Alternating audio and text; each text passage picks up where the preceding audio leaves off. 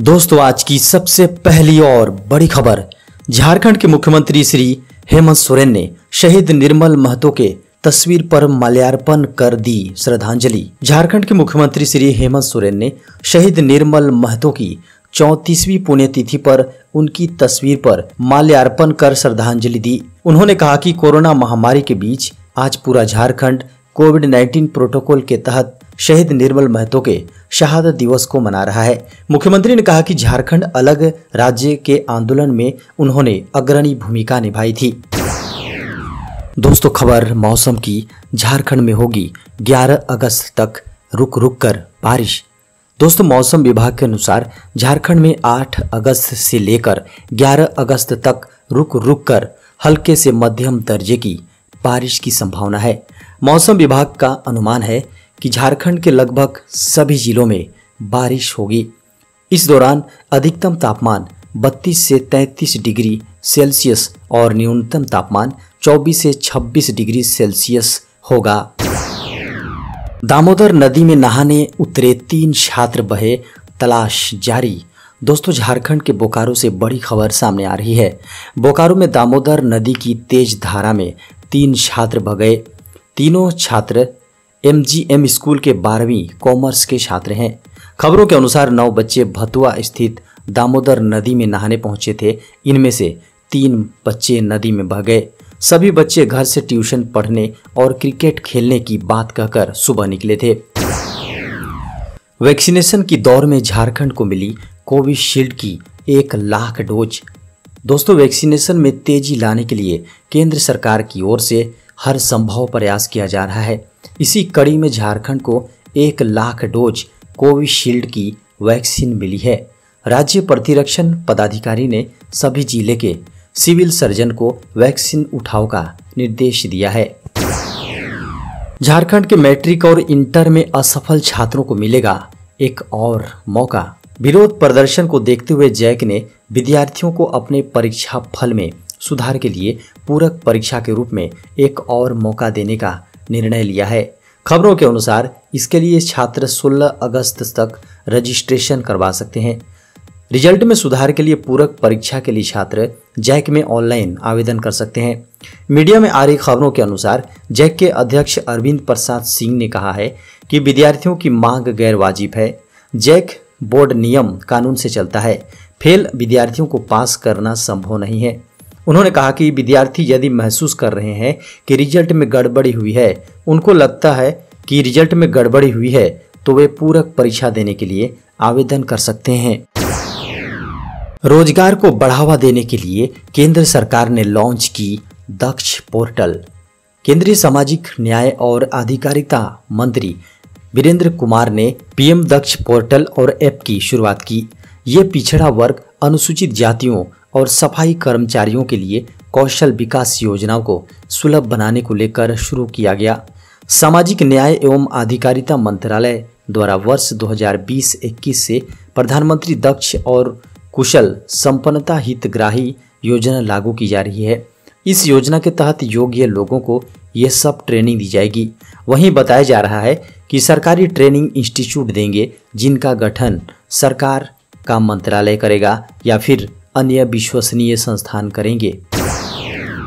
विश्व आदिवासी दिवस के अवसर पर CM करेंगे किसानों के बीच KCC और पशुधन का वितरण। दोस्तों, विश्व आदिवासी दिवस यानी 9 अगस्त के अवसर पर सोमवार को झारखंड मंत्रालय में एक कार्यक्रम का आयोजन किया जा रहा है। इस दौरान मुख्यमंत्री पशुधन वितरण कार्यक्रम के तहत लाभुकों के बीच पशुधन का वितरण होगा।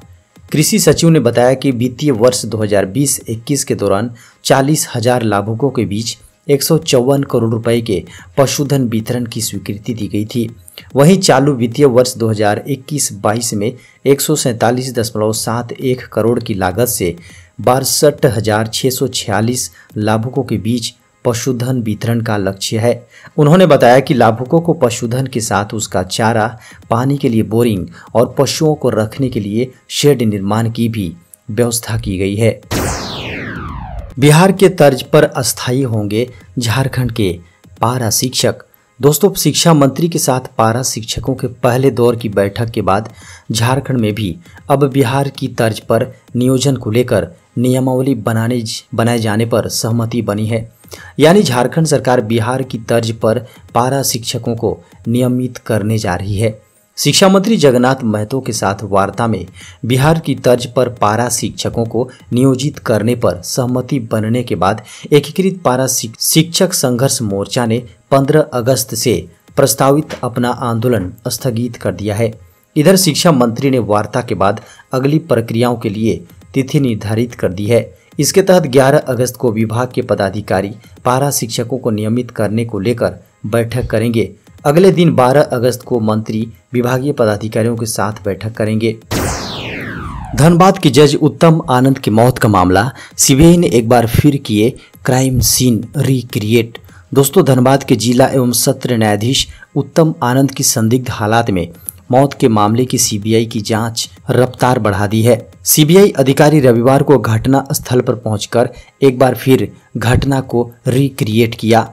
टीम घटना स्थल पर ऑटो और जज की डमी मदद से घटना को रिक्रिएट किया। टीम अलग अलग बिंदुओं पर जांच कर घटना के संबंध में सबूत जुटाने में जुटी है। इससे पहले शनिवार को भी सीबीआई टीम ने यहां सीन रिक्रिएट कराया था। आपको बता दें कि 28 जुलाई को धनबाद में मॉर्निंग वॉक के दौरान एक ऑटो के टक्कर से जज उत्तम आनंद की मौत हो गई थी।